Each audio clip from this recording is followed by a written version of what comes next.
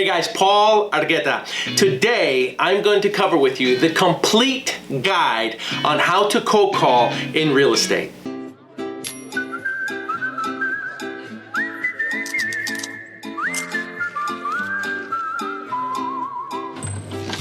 Thank you for visiting our channel. Make sure that you subscribe so that you can get all the latest videos with all the latest tips and trainings that we have to offer.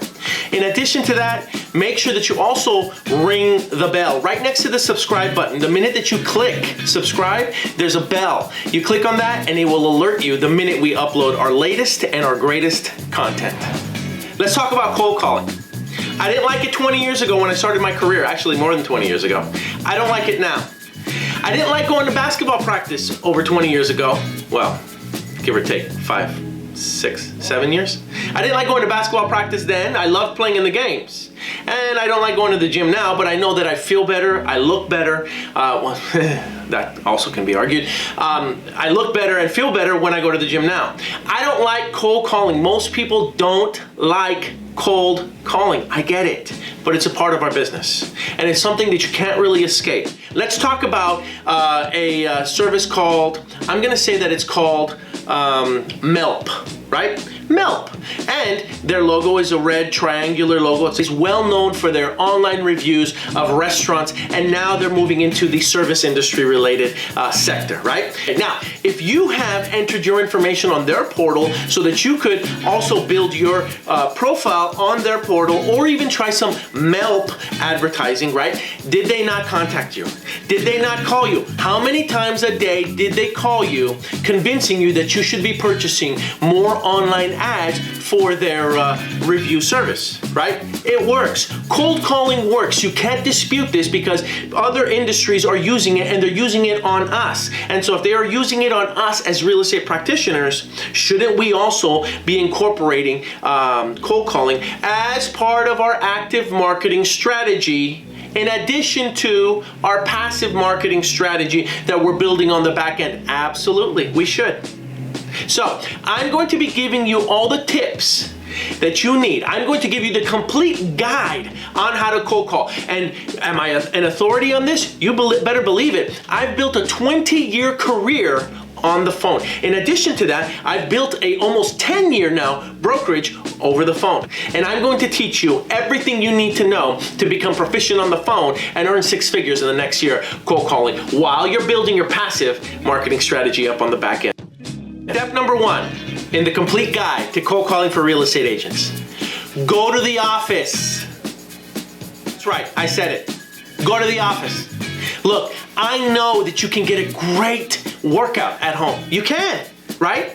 But the truth is, I personally, I'll speak for myself, get a better workout when I go to the gym.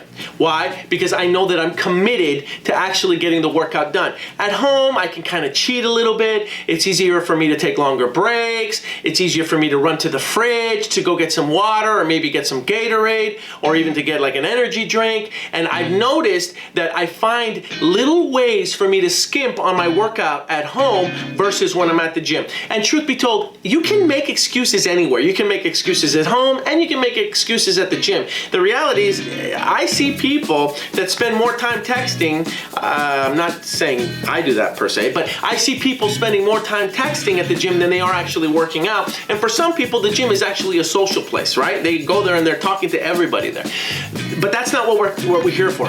What I'm trying to say is that you're going to be more effective at the office cold calling than you will at home for a couple of reasons. Number 1, it puts you in a different environment. It puts you in a different element, okay? You're now focused, you're in the office, and your mindset is different versus your mindset at home when you're capable of being distracted by the dog, the cat, the canary, the fish, what have you. There's fewer distractions at the office, okay? Now, again, I know that there's gonna be some people that are gonna argue, well, I can have just as many distractions at the office and I can have at home, and that's true. You know, it's gonna take a little bit of discipline. I would venture to say that there's fewer distractions at the office than there are at home, okay? That's just my personal opinion. You're going to cold call and you see someone working, right? And you see them hitting the phones and you see you hear what he or she is saying and you hear what the scripts that they're using. It's going to help you. It's going to inspire you to do better. There's a saying, when you're having a good day, go to the office, right? Because that energy will help everybody else around you. And when you're having a bad day, go to the office so that the good energy from all the other people there can spread on over into what your day is looking like. So, my recommendation is you go to the office to do your cold calling so that way you're in the right frame of mind and you're in the right environment and you're around other people that are doing the exact same thing so they can inspire you and you can inspire them. So tip number 1, right? In the complete guide to cold calling for real estate agents, go to the office. Step number 2. Make cold calling the first thing that you do when you get into the office.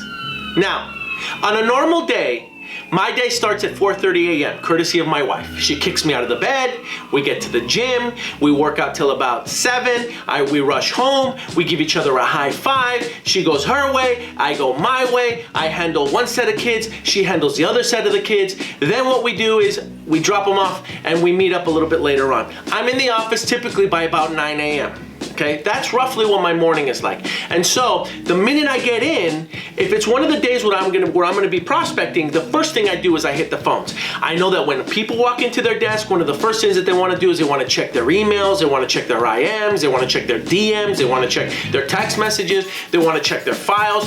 I am going to suggest, I'm going to strongly urge you that the first thing you do is to cold call, is to prospect, right? That's what I'm going to suggest, because in the morning is when you have all of that energy, right? And you're ready to go. You're ready to tackle the day. In addition to that, because of that energy, you're also going to have the ability to bounce back quicker, right? Look, let's be real here. When you cold call people, you're going to get beat up a little bit on the phone, or a lot of it, or a ton of it, right? That just comes with what we do, okay? If you get on the phone and you're gonna be calling people, you're gonna get beat up, you're gonna get told no, you're gonna get told that you're the scum of the earth. I realize all of that stuff already. That happens. And so if you're highly energized and you're highly enthusiastic, you're gonna be able to bounce back from those rejections a lot quicker than if it's towards the middle of the day or towards the end of the day when your energy level is a lot lower. And so for those 2 reasons, I am going to suggest that when you walk into the office, you make cold calling, right? You make prospecting the very first thing that you do. So step number 2, make cold calling the first thing you do when you walk into the office. Step number 3 in the complete guide to cold calling for real estate agents. Dress like you have a meeting every single day. I recently did a training where I gave 5 wardrobe tips for real estate agents. I'll put the link to that training on the comment section below. In that training, I talked about the importance of dressing for the job that you want, not for the job that you have. And look, I realize that depending on the region that you live in, right? Some people are going to be dressed a little bit more casual. Some people are going to be dressed a little bit more formal. Some people might be doing business in golf shorts and polos. It really just depends on your target market.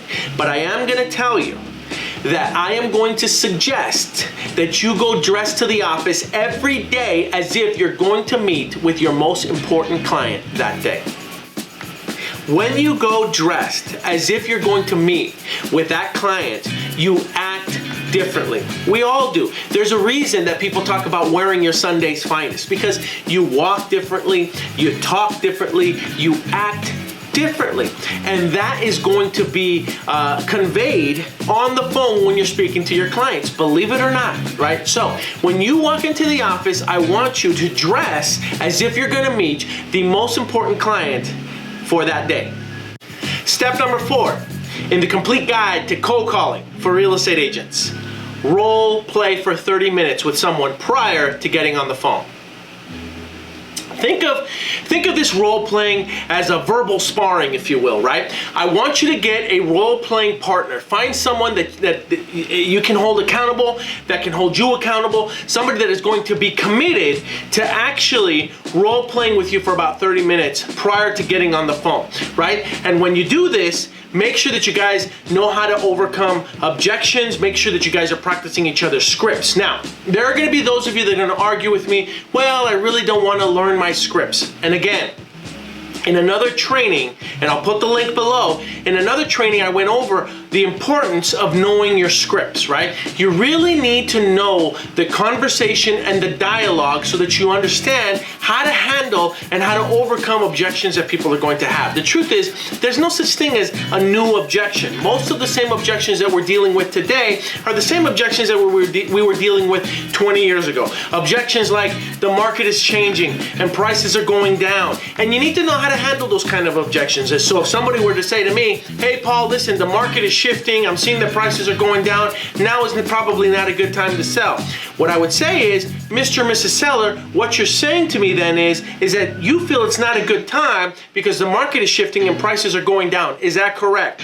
And they'll say yes, right? And then I'll say, well, Mr. and Mrs. Seller, if prices are going down here, then truth is prices are probably going to be going down wherever it is that you're going to purchase. So if prices go down here and prices go down there, really it's just a wash and it's a lateral move. So at the end of the day, the price going down on your home isn't really going to affect you purchasing again, which is why I'd like to apply to be your agent. I'd like to help you get there, and then I close for the appointment. But the only reason that I know how to handle those objections is because I mastered my scripts. I role played with people. I made sure that I listened to audio on what to say, and quite frankly on what not to say. I learned how to repeat, approve, and confirm. These are all things that I learned how to do by having an accountability partner and by role playing for about 30 minutes prior to getting on the phone. Now look, if you don't have an accountability partner, then role play by yourself, right? Role play in front of the mirror. You know, very old school techniques, and I think there's still some people that do it and still recommend it, but what they used to do was they'd have a mirror in front on our desk when we were making those calls, and so that we could see our face and what we look like as we were talking to them, right? Were we smiling? Were we down? Were we high energy? Were we low energy? And we could see this. So make sure that when you're about to cold call, that you spend at least 30 minutes prior role playing and practicing your scripts, all right? Step number 5 in the complete guide to cold calling: play some music. Now, look, I'm not suggesting that you have music blaring as you're cold calling so that you can't hear the conversation.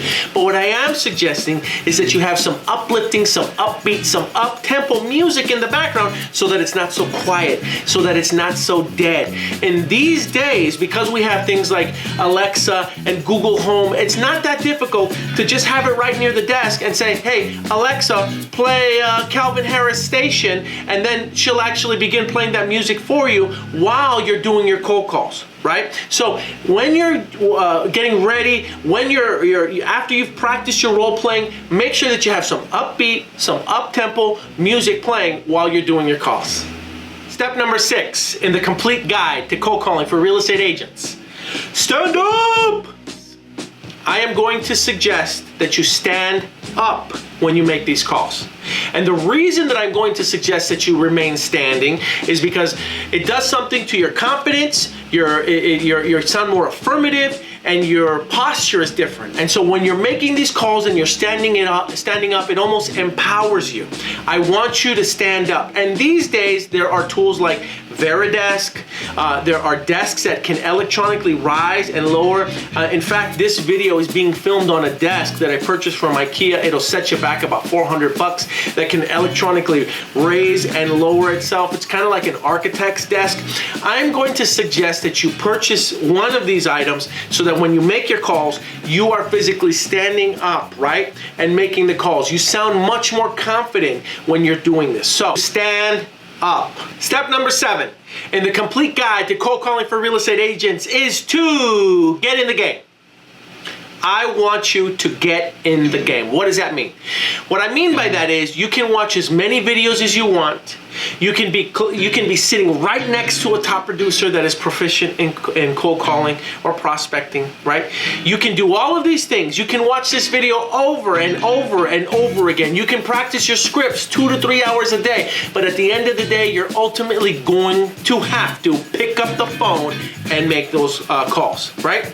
I mean, I akin this to going to the gym and watching other people working out and then hoping that you're gonna gain more muscle. It's not going to work. So when you get into the office, you probably have all the best intentions in the world to get in there and get to work, and then you're sitting right next to people and you're hearing what they're saying and you're admiring them, and that's all great and that's all positive and that's all well, but at some point you have to pick up the phone and you have to make those calls. And initially, let me forewarn you, you're probably not going to be good. It's okay. You're going to make some mistakes. You're going to say the wrong things. You're going to get your scripts wrong. It's okay. You have to be bad before you can be good. But don't let that deter you from not even starting, right? So you have to get in the game. You have to get into the office and you have to pick up the phone. And those first few phone calls are probably the hardest because you're busy thinking about what everybody else is thinking about what you're gonna say. And ultimately, what you will discover is that most people, right, they're so wrapped up in their own heads that they're too busy worrying about their own problems to think about what it is that you're saying wrong or pronouncing wrong or doing wrong when you're making those calls. So at the end of the day, you owe it to yourself, you owe it to your family, you owe it to the people that you love for you to get in the office, get in the game, pick up the phone, make those calls. Step number 8 in the complete guide to cold calling for real estate agents. Start with expired listings, your sphere of influence, and for sale by owners. Okay? Now, I am going to suggest that when you start making your calls, that you start working with the expireds, okay? And the reason that I'm going to suggest that is because, and you're going to have to forgive me for using this analogy, but they're the low-hanging fruit. In other words, these are the potential clients that at one point or another expressed interest in getting their property sold. And some of them still want to sell. So start with the expired listings, right? You're gonna make sure that you have a list of the expired listings. Now, 20 years ago, I had to go into my office, I had to pull the MLS sheets, I had to see the properties that have expired, and then I would have to go in there and I would have to pull those numbers manually so that I could call them and find them. Back then we were using whitepages.com. I was calling 411 to get their number. Fortunately for you, you don't have to do that anymore, right?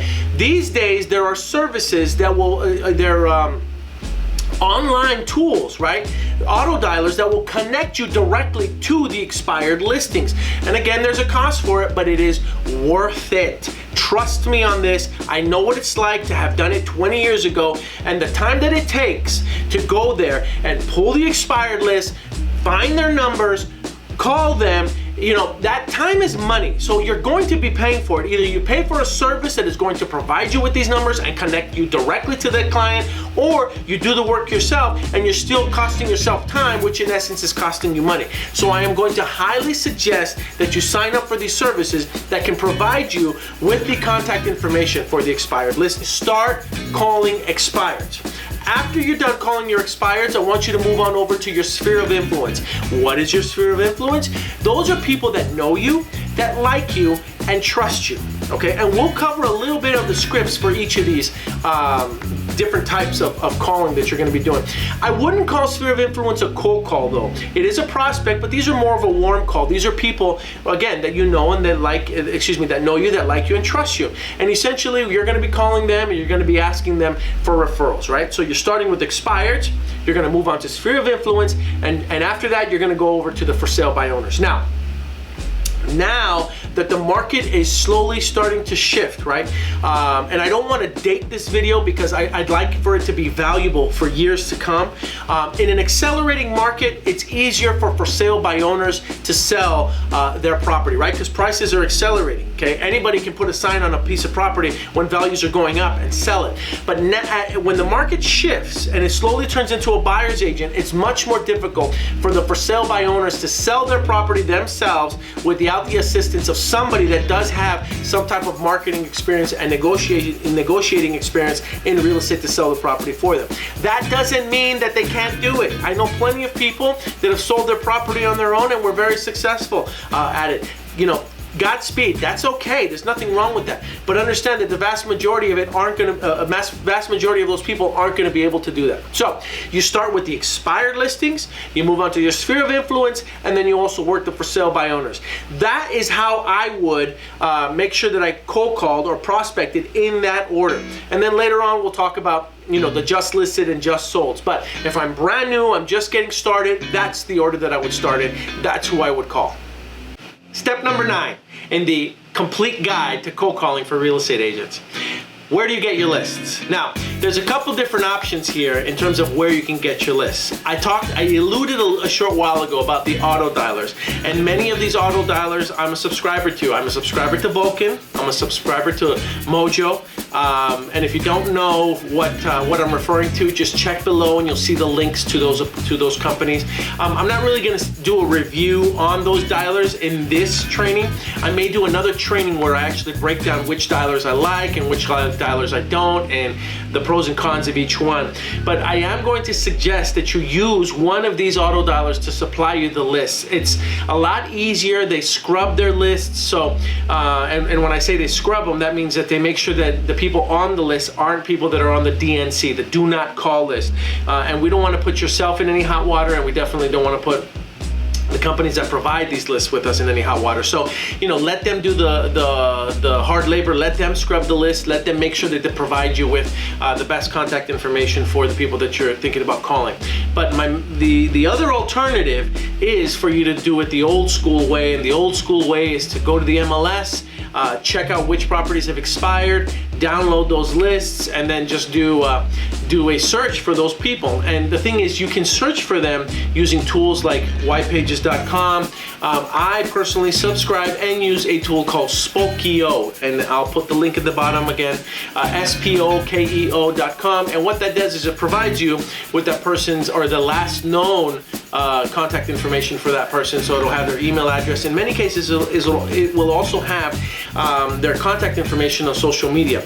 I will say this though, if you're going to be contacting these people as an expired listing, right, and you're going to get those lists from them, then what you're going to want to do is you want to use everything at your disposal, right? So you know that a lot of telephone numbers now are mobile phones. That's just normal. There's many people that don't have home phones now. They only have mobile phones. So the other alternative is, as opposed to just calling them, you might want to also consider texting them. And there are services that you can subscribe to that can do mass texting. I'm not going to really go into that in this training, but you can text them from your cell phone. If they're an iPhone user, one of the advantages is that when you punch in their cell phone, it will automatically turn blue, and so you'll know that you're texting a person with an iPhone user.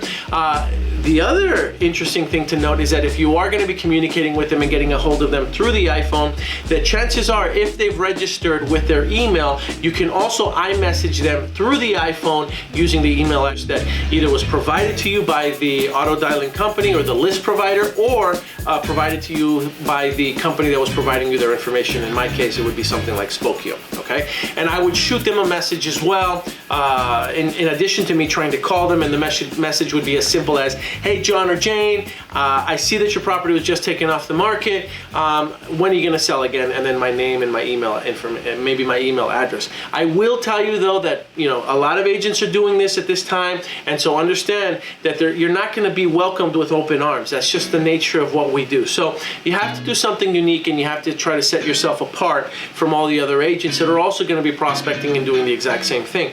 That being said, okay, I am not training you so that you could worry about what everybody else is doing. In other words, I've had some agents come into my organization and they'll say something to the effect of, well, Paul, if everybody else is doing this, then why should I do this? This isn't gonna work. And that's not necessarily true, and here's why. There will be some people that will not relate to me for whatever reason. I just remind them of someone that they don't like. I may not even know that person, but just because they in the back of their mind, they had a negative experience with someone that looked like me, they may not want to do business with me. I can't control that. So as much as I want everybody to like me, as much as I want to relate to everybody, not everybody is going to relate with me. And likewise, not everybody is going to be able to relate with you. So the people that can't relate with me might relate with you, and vice versa. You don't want to operate from a position where you're worried about what everybody else is doing. Just understand that you will relate to some people better than I will, and you will get those clients, whereas no matter what I said or did, I wouldn't be able to get them. So my message is, don't worry about everybody else applying the same techniques. Focus on you doing what you need to do to get a hold of those clients, okay? So where do we get those lists, right? Step number 9. Okay, we get them from the auto dialing companies, or you do it manually, or you may be able to get mailing lists from your title provider. A lot of times they'll provide you what are called farm packages, and you can do it that way. It's challenging, almost impossible, and they probably won't give you lists that have phone numbers on those farm packages, but you will be able to approach those people via mail if you get your list that way. All right, so where do I get those lists? That's how. Step number 10. In the complete guide on how to cold call. Scripts. Scripts, yeah, you're gonna have to know your scripts. I know that some people want to avoid this. I covered this in another training, but you have to know your scripts. You're gonna have to know the dialogue. You're gonna have to know what to say, when to say it, and what not to say. Now, I've already talked about role playing, so I'm not gonna dive too much into this because I feel like I would probably be repeating myself.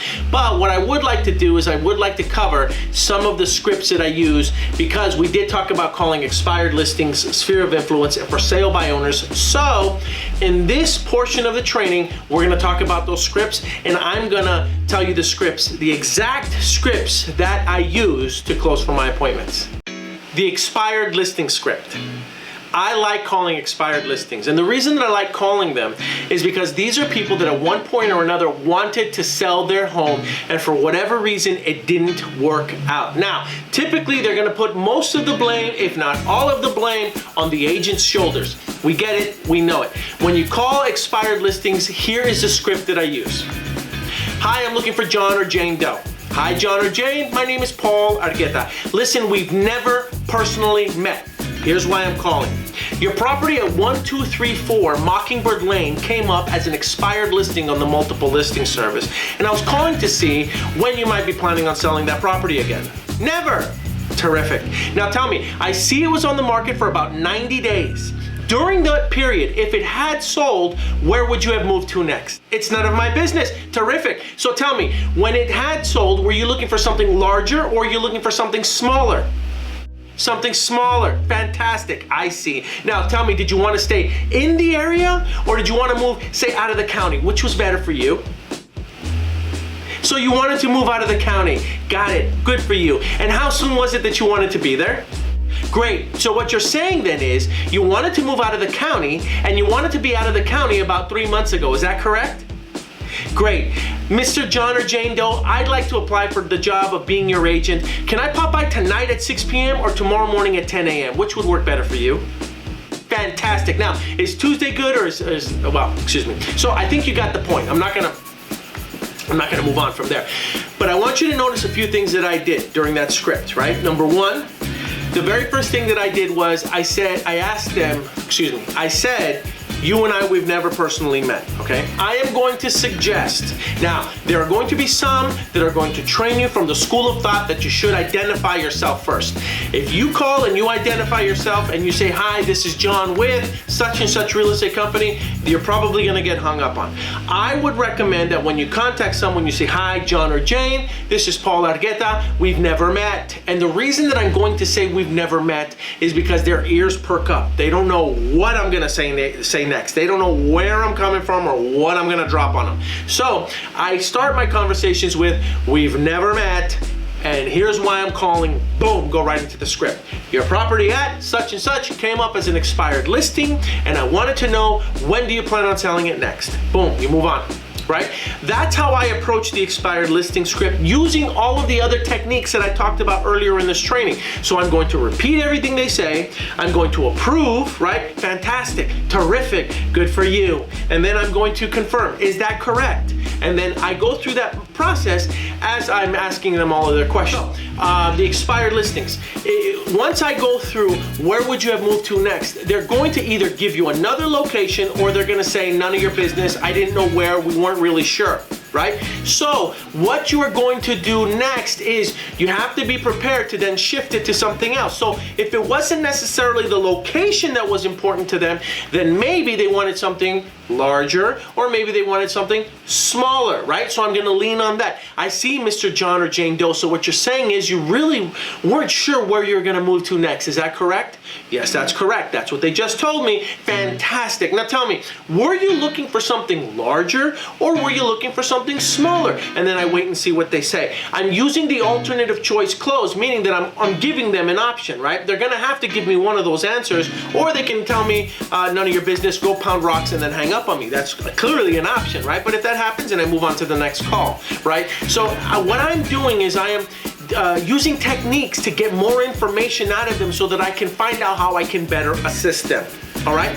Now, I also want to know when they wanted to be there, right? So if they finally give me a place and they say, well, I want it to be at such and such place, you want it to be at such and such place. Fantastic. Now tell me, how soon was it that you wanted to be there? And then if they say something along the lines of 90 days ago, 6 months ago, I wanted to be there by the holidays. Fantastic. That fits right in my time frame. I'd like to apply for the job of being your agent. Boom, you start closing for the appointment, right? When you start hearing me, if I'm on the phone and you start hearing me say, so is tonight or tomorrow better for you, you already know I'm starting to close for the appointment. That's just normal closing language for me. Mornings or afternoons, 1 or 3 o'clock, which is better for you? And you'll hear me say which is better for you on a regular basis when I'm prospecting and I'm calling expired listings. Now, I'm gonna give you a small twist, okay? You don't necessarily only have to call expired listings from the night before, the day before, the week before. You can start calling expired listings that are about a year or 2 years old, because those are people that clearly a year or 2 years ago were interested in selling. They might be open to that possibility now, right? So don't give up on the people that expired about a year or 2 years ago either, right? Reach out to them. Okay, so that was the expired script. Script number 2. Sphere of influence. Now remember, sphere of influence are people that know you, like you, and trust you. So I wouldn't necessarily call it a cold call, right? But again, these are people that you may not have spoken to for a few weeks, maybe a few months, maybe a few years. Now, a lot of times people say to me, Paul, I don't really want to talk to the people that know me, that like me, and trust me. And I am going to recommend that you contact those people first. Again, in a prior training, I did a training on how to approach your sphere of influence, but because we're talking about cold calling here, I'm going to cover that, a portion of that training again. And I'm going to cover the exact script that I use, okay? So here's the script. I give my friend a call. Hi, John or Jane. Listen, it's Paul. How'd I get that? Look, I know it's been a long time since we spoke. I'm sorry about that. I dropped the ball. That's my fault. Can I steal 2 minutes from you? Here's why I'm calling. I'm not sure if you know it or not, but I'm a real estate broker. And look, most of my business comes from friends and family in the form of personal referrals. And I just wanted to see, do you by chance know of anyone that is thinking about buying or selling or making a move in the next 60 days? Does anyone come to mind? Nobody comes to mind. Terrific. Listen, can you do me a huge favor? Can I send you 5 business cards in the mail?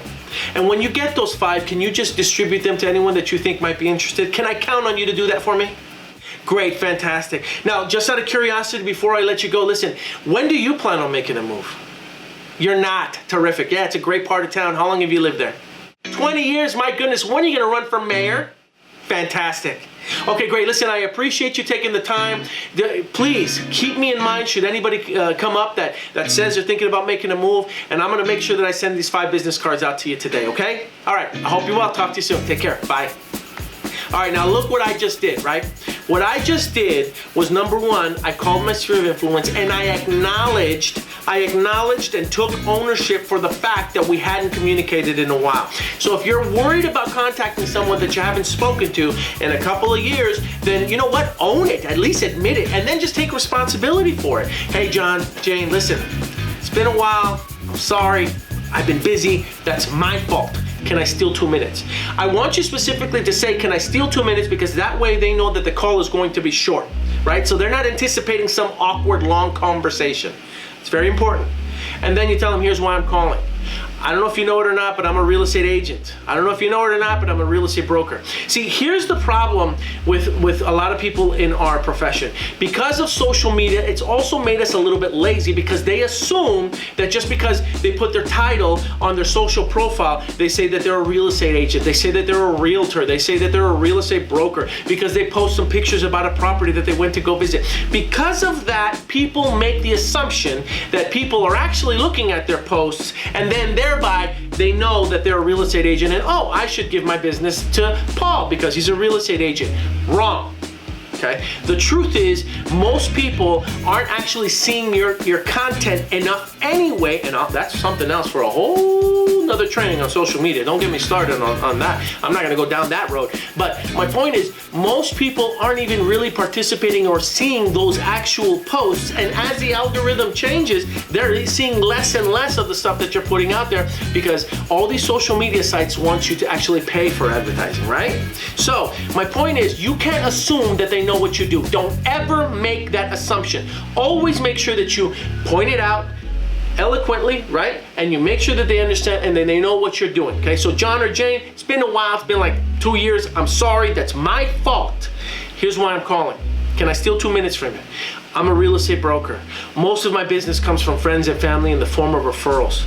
Do you know of anyone that is thinking about buying or selling in the next 60 days? And I want you to say in the next 60 days because you want business now, right? That's the idea. In the next 60 days. No one comes to mind. Thank you for thinking about it. No problem. Listen, can I mail you 5 business cards in the mail? Get their contact information, mail those 5 business cards. Can I count on you to give those to anyone that comes to mind, right? You make sure that you hold them accountable. Can I count on you to give out those 5 business cards to anyone that comes to mind, right? Great, thank you, fine. Close with, hey, when do you plan on making a move? Right? Again, don't make the assumption. And by the way, these are all mistakes that I've made, okay? Because there have been times when I'm talking to people later on, I've had this conversation with people that know me, that like me, that trust me. And then 2 months later, the property's on the market after I had already spoken to them asking for referrals. And their response was, well, you didn't ask me if I was thinking about buying or selling. So don't assume. Ask them, when do you plan on making a move? Fantastic. Right? And if they say never, no problem. But at least you know you tried, you mailed out your business cards. So that's the sphere of influence script. That's script number 2. Script number 3, the for sale by owner script, FSBO script. Okay, now, what you want to do is you want to compile a list of every for sale by owner in your market territory. All right. Now, I know that you can get lists of for sale by owners all across Southern California, but I am going to suggest personally that you only make a list of for sale by owners that you can service within about a 5 to 10 mile radius, right? You probably don't want to go anything beyond 5 to 10 miles, and I'm going to tell you why. The key to working with for sale by owners is to wear them down with your enthusiasm. So every Monday and every Friday, as far as I'm concerned, it's for sale by owner day, and I'll tell you what that means in a little bit. The script that I use for sale by owners is very simple. Here's the script. Hi, John or Jane. My name is Paul Argueta. I'm calling about the property at 1234 Mockingbird Lane. I see that it's up for sale. Are you the owner? You are the owner. Fantastic. Here's why I'm calling. I'm a real estate broker. I know you've gotten calls from a lot of brokers already, and I just wanted to see, are you open to paying a buyer's agent's commission if I bring you a buyer? You are. Fantastic. Listen, I'd like to preview the property for my client tonight, or is tomorrow better? I see. So what you're saying is you don't want me to preview the home until I have a client, and you want me to show up with the client. Is that correct? Fantastic. So what are the showing instructions? Can I show as early as tonight, or do I need 24-hour notice?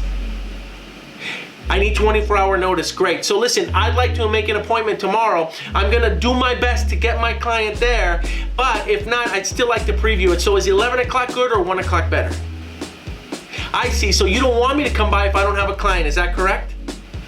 That's correct. Fantastic. I will do my best to make sure that the client is with me. I'm working with, at any given moment, between 5 to 15 pre-approved buyers that are ready to purchase, and I'm gonna find out which one is gonna be there with me. But if they're not, I guarantee you that at bare minimum, I'll be there to preview the property for them at 11 o'clock, or is 1 o'clock better? 1 o'clock, fantastic. I will see you there at 1 o'clock. Now, most agents are going to get on the phone, and most agents are going to try to do a survey, or most agents are going to try to ask them a series of questions leaning towards hiring them as an agent. And how long are you going to take before you hire a real estate agent? And you know you make more money when you hire a real estate agent versus selling yourself, correct? And so they're going to try to bash them, and I want you to do the complete opposite. What I want you to do is to just schedule a time to try to get out there to go preview that property. Now look, Paul, you made it sound like you have a client. Look, at any given moment, I'm working with about 5 to 15 pre-approved buyers that could be potentially interested in it. Have I spoken to any one of them specifically about this property? Not necessarily yet, and I wasn't necessarily hiding from that fact. I just said I'm gonna talk to them, and I'm gonna do my best to make sure that at least one of them is with me. And if one of them isn't with me, well then, you know what, at least I'm gonna preview it myself so that I can take that information back to my clients. I didn't mislead them. I didn't say that I'm gonna be there definitely 100% with the client, but I did say that I have clients and I'm going to try to get there, and if not, at bare minimum, I'm going to be there, and then I close for it again, right? You have to remember that you're going to make at least 3, 4, 5 attempts to close for these appointments, right? You just asking, can I pop by tomorrow, isn't going to get you in the door. You just asking, here, sign the contract, you know, let's get you started, isn't necessarily going to get the signature. You will have to master the art of closing 3, 4, 5 times. That's where the magic happens, okay? I joke about real estate porn, and real estate porn is where you have someone that says, you come over, I want you to sell the house, and then I already have the contract pre-filled out for you. That doesn't happen, right? So with for sale by owners, you're going to go visit the property, you're going to preview the property, you're going to do the best you can to have a client there with you that would be interested, and if you can't, then at bare minimum, you preview the property. When you get there, your job is to preview the property and build rapport. If you try to show up and close to get them to list the property with you, talk to most agents that are proficient at working with for sale by owners, and they will tell you that 9 times out of 10, they don't list the property right there on the spot when they're previewing the home. Has it happened? Could it happen? Is it possible? Yes, anything is possible, but statistically, that's not the way it works. So don't go into that meeting thinking you're gonna walk in, preview the home, and get them to fill out a listing agreement signature. Does that mean I don't want you going over there without a listing agreement in place? No, have one just in case, right? Just in case, but understand that if you push too hard, every agent's doing the exact same thing. You're not gonna stand out at all. So my recommendation is you go preview the property, build rapport. Now you know what's in your inventory. As a real estate agent, it's your job to know the marketplace that you're working in anyway. So all you're doing is, hey, John or Jane, look, I'm just making sure that I know about all the homes that are available for sale in my marketplace. That's my job. That's what I'm supposed to do anyway. No harm, no foul, right? Thank you for having me over. Boom, that's the meeting. Then what you're gonna do is you're gonna follow up on Fridays, right? John or Jane, hey, listen, it's Paul Argueta. I met you earlier this week. Thank you for showing me the home. I'm really excited about it. I just wanted to make sure that I had a list of all the homes that were available. Are you having an open house this weekend so that if it is open, I can send my clients there or pop by? Yes, it's gonna be open? Fantastic. I'll make sure that either I or my clients pop by. Then what you do is, because it should only be within a 5 to 10 mile radius, you make sure that you pop in during that open house, shake their hand, say hi, be excited. Wear them down with your enthusiasm. That's how you should be operating on Fridays. Calling the for sale by owner list that you've created, finding out if the home is still available, because you need to know, right, what the inventory in your market is like, because that's your job. And if it is open, pop by over the weekend. Be excited, be enthusiastic, shake the owner's hand, right? Then on Monday, John or Jane, Paul Argueta here, enthusiasm. Listen, I just wanted to call. Did we sell the home over the weekend? It must have been a great open house, right? And then find out if it's still available. No, it didn't sell. No, we didn't get any offers. No, it's still available. Or they'll say, thanks for popping by. Where was your client? You might get comments like that. Hey, John or Jane, they couldn't come. I'm sorry, but I'm still out there. I'm out there every day previewing properties for them. Appreciate you taking the time. Then you follow up on Friday again. John or Jane, Paul again. Listen, just wanted to know, did the property sell over the last 4 or 5 days? Chances are it probably didn't. You already know this. It didn't. Fantastic. Is it going to be held open this weekend?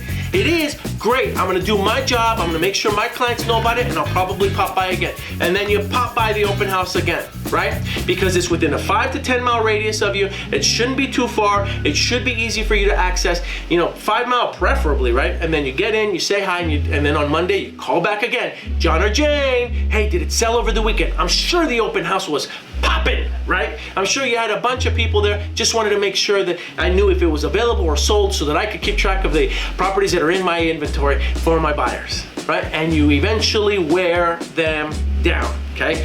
That's the for sale by owner strategy, okay? So there isn't necessarily a script per se that you should have other than that first phone call to get you in the door to preview the home. And then once you do the preview the home, your job is to follow up enthusiastically, okay? Every time you speak to them, all right? So that's the for sale by owner script.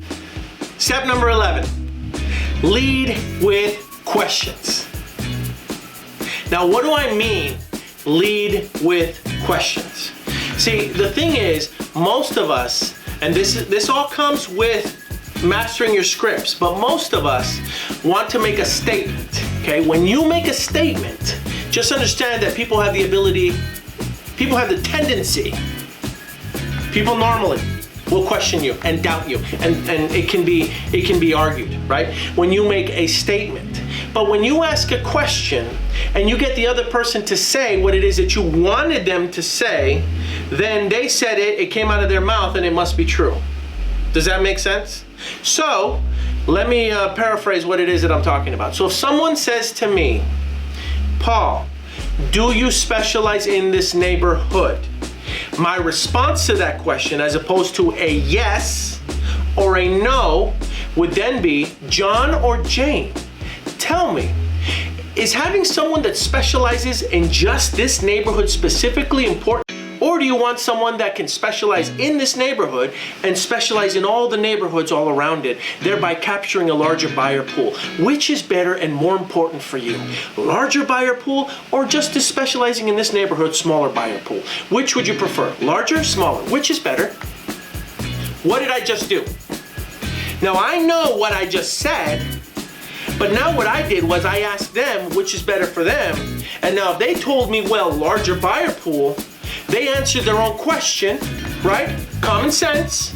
But it wasn't me telling them, because if I was the one to say, well, I don't specialize only in this area, but I specialize in a pretty broad area, that may not have been the response they wanted to hear, and it could have been questioned and even argued. But if I asked them, John or Jane, smaller area, larger area, which is better for you, having more buyers or fewer buyers looking at your home?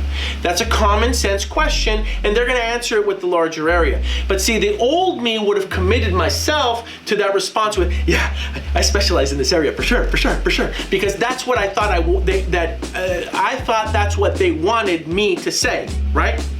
But that's not necessarily the case, right? So you have to be prepared. You lead with questions.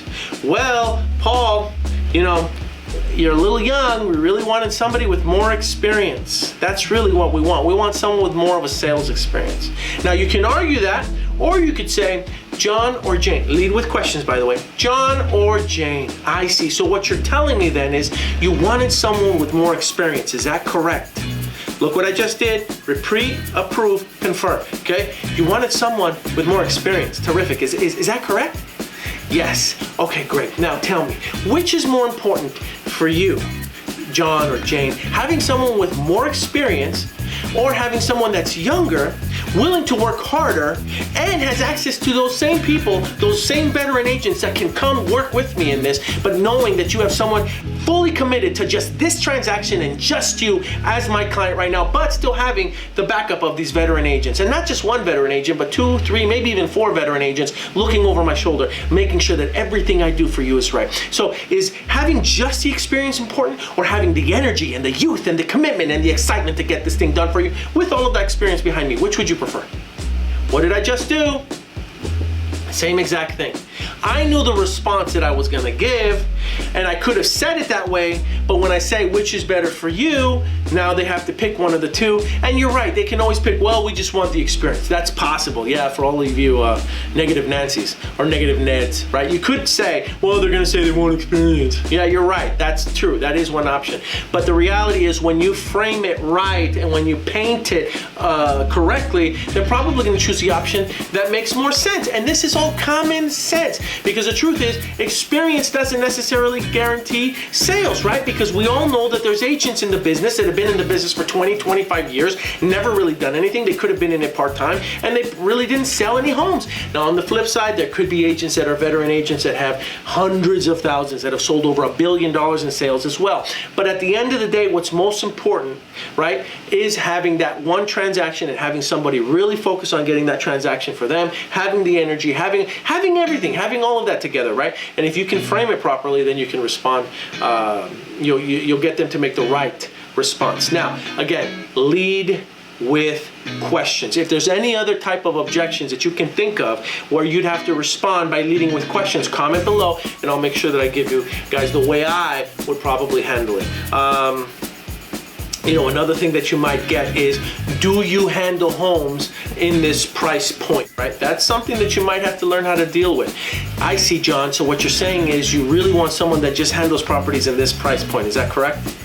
That's correct. Okay, fantastic. Now tell me, do you want someone that can focus specifically on just this price point, or do you want someone that can focus on a much broader price point, right?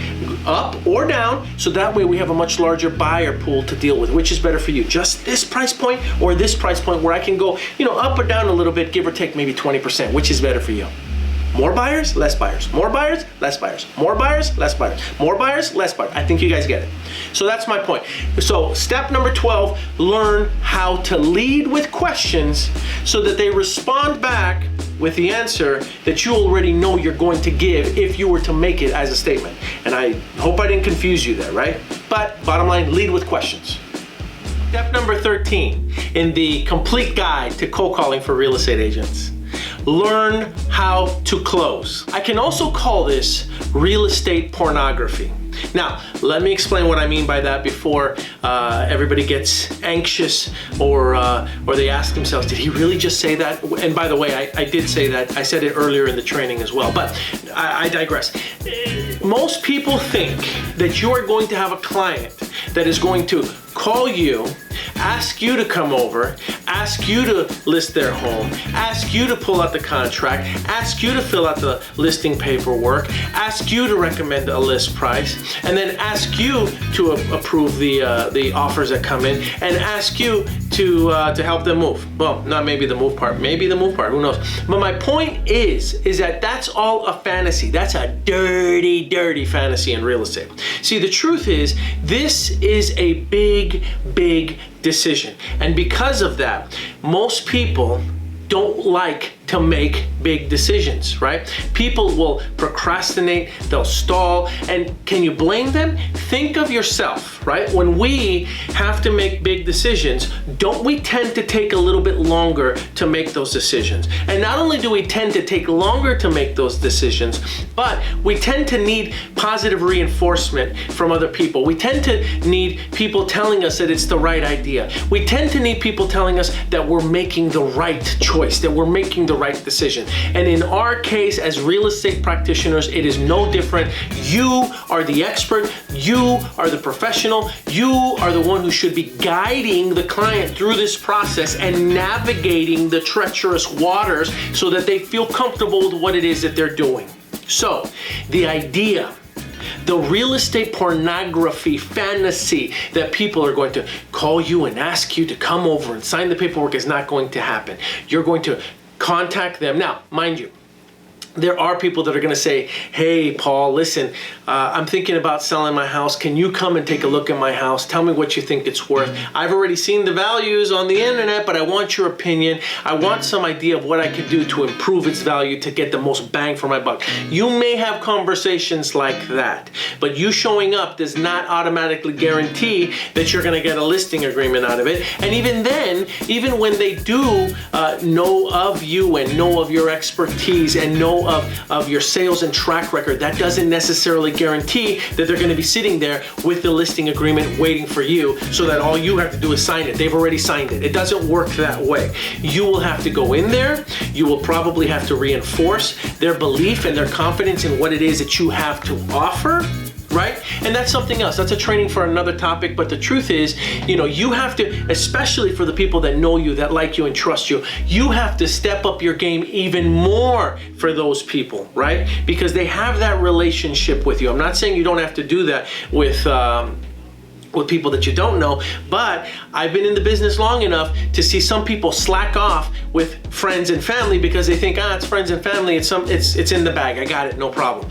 When in fact, you have to make sure that you elevate your game so that they know that you're good at what you do. So the idea that someone is going to give you a contract on a platter is not going to happen. You are going to have to get good at closing.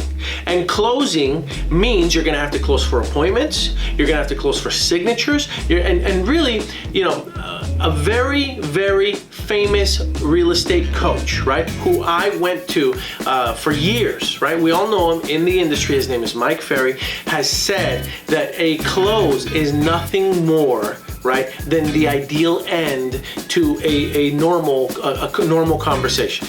Understand that the ability to close someone is nothing more than you guiding them through the process and making them feel comfortable with the decision that they were probably going to make anyway.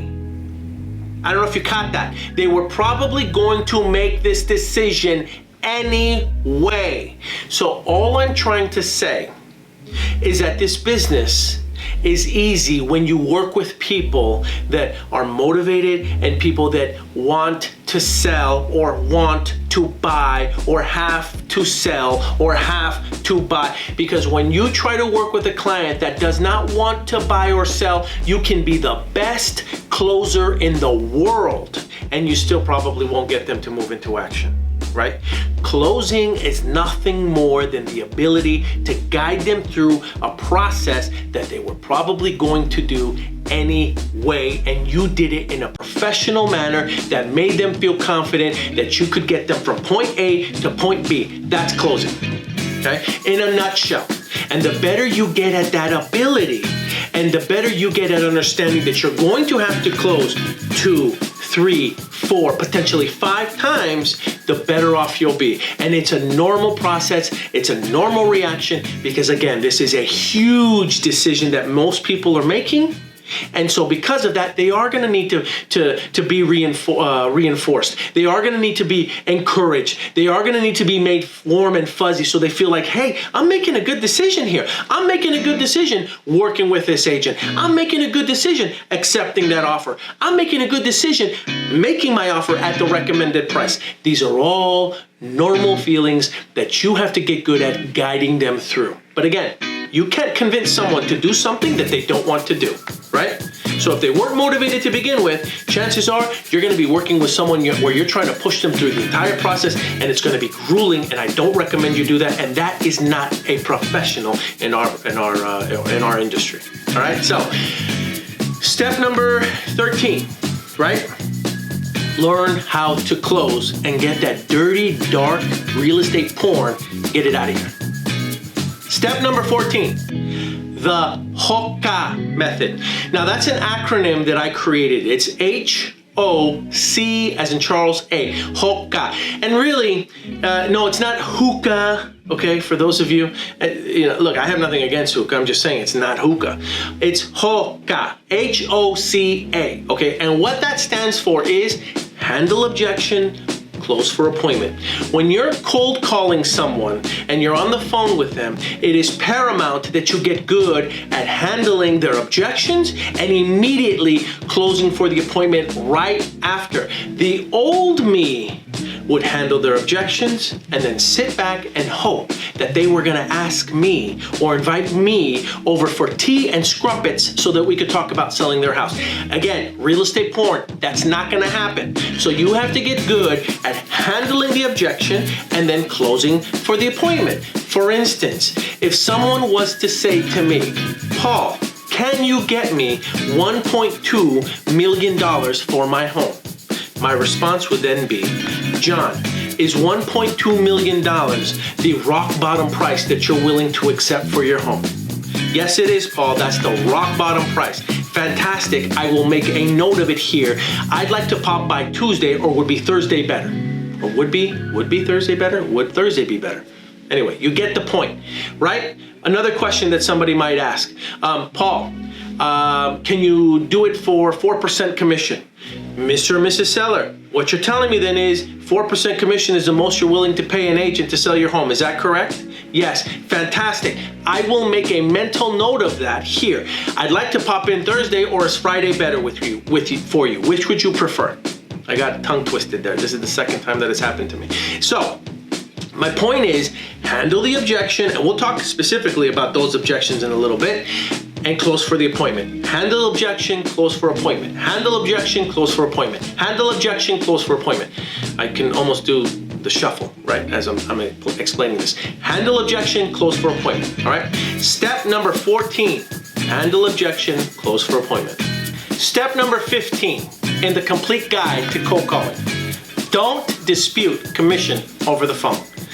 Okay, now, the old me used to want to beat my chest and you know, talk about, nope, I will only take 6% commission over the phone to my clients, and you know, and really that didn't go so well. It didn't bode very well for me. Yeah, I felt like this big person in the office, and other people heard me, and it made me sound, you know, like I was this powerful agent. But at the end of the day, it really wasn't getting me as many appointments. So I am going to suggest that when you're calling people and the question comes up, right, because it's going to come up, you have to be prepared for the commission question.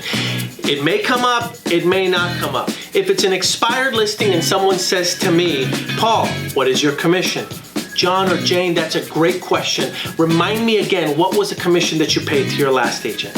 And they will probably respond with, well, we only offered them a 4% commission. Great. John or Jane, I will make a mental note that the most you're willing to pay is 4% commission. I can see you Thursday, or is Friday better? Handle objection, close for appointment. Now, if they dig deeper and they say, well, Paul, we only want to pay you 4%. Are you willing to work for 4% commission? My response will then be, if we can't agree on a price that makes sense to you and on a price that makes sense to a buyer, then really there is no commission, so there's nothing to discuss. So when I get there, I promise, John, Jane, we're going to talk about commission. But equally as important, I want to make sure that we talk about the price, so I can be there Friday or I can be there Thursday, which is better for you. Handle objection, close for appointment, right? That's how you would handle an expired, okay?